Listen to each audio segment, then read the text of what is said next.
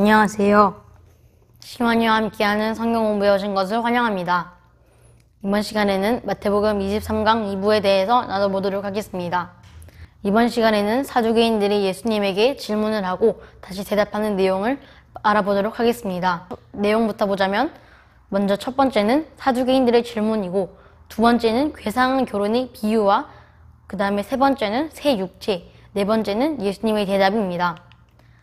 사두개인들은 천사나 부활이나 초자연적인 것을 믿지 않는데도 불구하고 부활에 대해 묻는다는 것은 그만큼 예수님을 증오한다는 것을 보여주고 있습니다. 그들은 모세오경 외에는 어떤 성경도 인정하지 않습니다. 특히 부활이나 천사 같은 존재가 나오는 에스겔서나 다니엘서는 더더욱 부정을 했습니다. 그들이 예수님에게 묻는 내용은 이렇습니다.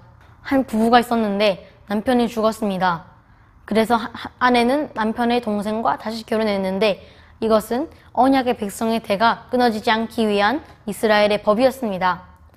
그런데 또다시 남편이 죽고 이렇게 6번을 반복해서 결국 아내와 7명의 남편 모두가 죽게 되었습니다. 예수님은 사두개인들의 질문에 대해서 이렇게 대답하셨습니다.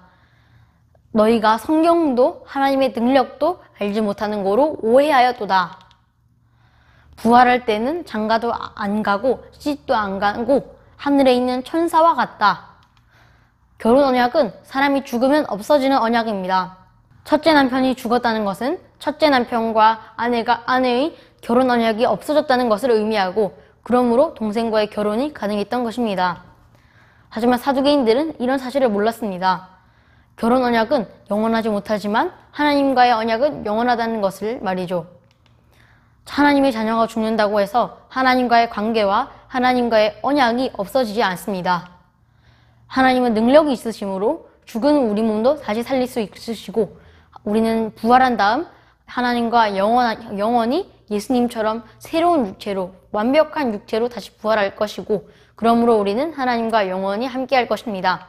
예수님은 모세오경만을 인정하는 사두개인들을 위해서 모세오경 출애굽기 3장 6절을 인용하십니다. 여기서 하나님은 나는 아브라함의, 이삭의, 야곱의 하나님이니라 라고 하십니다. 하나님은 이미 죽은 자들과도 함께 하시기 때문에 하나님이 없다가 아니라 하나님이니라 라고 말씀하셨습니다. 하나님의 구원하시는 능력과 은혜는 죽은 후에도 베풀어지기 때문에 아브라함과 이삭과 야곱은 죽은 후에도 살아있다고 할 수 있습니다. 하나님은 그들을 살리시는 하나님이시고 살아있는 그들과 언약 관계를 이어나가십니다. 이어서 나오는 34절에서 40절에서는 가장 큰 계명이 무엇인지 바리새인들이 묻는 내용입니다. 바리새인들은 율법 계명 중에 어떤 계명이 가장 큰 계명인지 묻습니다. 왜냐하면 당시 유대 지도자들은 어떤 계명이 가장 큰지 서로 논쟁을 하는 그런 싸움이 있었기 때문입니다.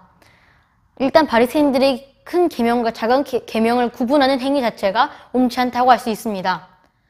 왜냐하면 첫 번째로 당시 유대 지도자들은 율법을 큰 것과 작은 것으로 나누었다고 하는데, 그렇게 나누다 보면 큰 계명은 과도하게 지키게 되고 하나님의 원래 뜻과 다르게 지키게 되고, 작은 계명은 점점 더 지키지 않게 되고 결국 지키지 않게 됩니다. 둘째로는 마태복음 5장 19절, 25장 40절, 25장 45절에서 예수님은 지극히 작은 자를 사랑하고 지극히 작은 율법을 지키는 것이 바로 하나님의 뜻이고, 5장 18절에서는 천지가 없어지기 전에는 율법의 1.1획도 결코 없어지지 아니하리라 라고 말씀하십니다. 이 말은 바리새인들과 사두개인들이 이렇게 율법을 버리거나 아니면 오히려 더 크게 지키는 그런 행위가 잘못되었다는 말입니다. 다시 본론으로 돌아와서 예수님은 어떤 대답을 하셔도 그 당시 유대 지도자들의 논쟁에 휘말리게 되어버립니다.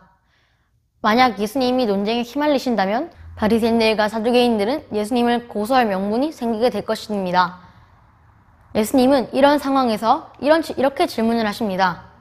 첫 번째 되는 계명은 내 마음을 다하고 목숨을 다하고 뜻을 다하여 주 너의 하나님을 사랑하라. 이것이 첫째 되는 계명이다. 내 이웃을 자신과 같이 사랑하라. 이것이 둘째 되는 계명이다.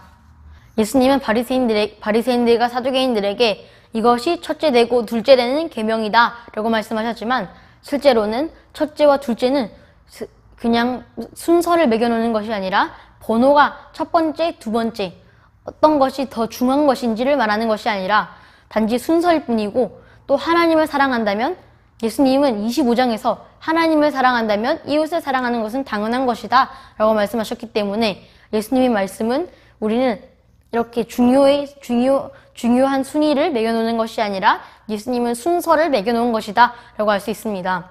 예수님은 마지막 40절에서 이 두 계명이 온 율법과 선지자의 강령이다 라고 말씀하셨는데, 여기서 질문이 생깁니다. 온 율법과 선지자의 강령은 무엇일까요?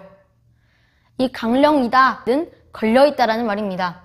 마치 수많은 국기들이 한 줄에 걸려있는 것처럼 이 두 계명은 선지자와 온 율법을 이해하는데 없어서는 안 될 중요한 기준이라고 할 수 있습니다.